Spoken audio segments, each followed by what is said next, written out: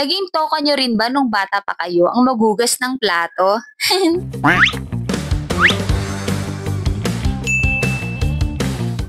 Isa sa mga gawaing bahay na itinuro sa amin ay ang magugas ng plato. Dalawa kami ng kapatid ko ang pinakabata sa pamilya, ang kuya ko at ako ang bunso. Mga anak, pag Sabado at Linggo, salitan kayo ng paghuhugas sa umaga, tanghali, gabi ha? Madali lang namang magugas ng plato.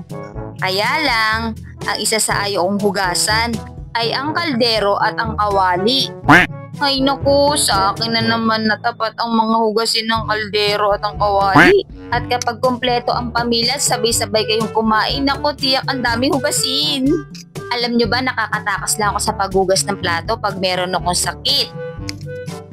O kuya, ikaw muna maghugas ng plato at may lagnat si Bunso, hindi siya pwede munang maghugas kasi kailangan niya magpagaling ha. Ay salamat, di ako maghugas ng plato. Sakit ng ulo ko. Naalala ko noon, nagkaroon kami ng matinding away ng kuya ko, as in matinding away talaga.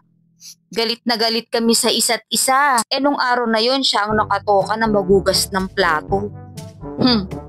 Akala mo siya na lagot ka sa akin ngayon. Akala mo. Ano kayang iniisip nito? Kanina pa nakatingin sa akin?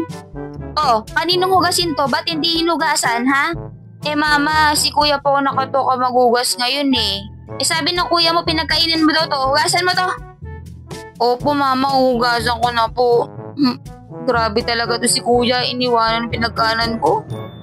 At kapag maraming hugasin, dapat ito'y pagpasalamat natin.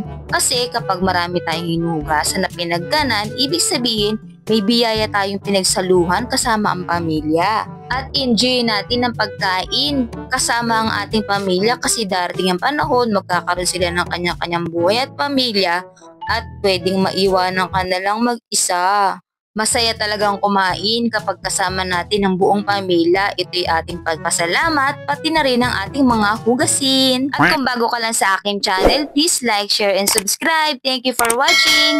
Bye-bye!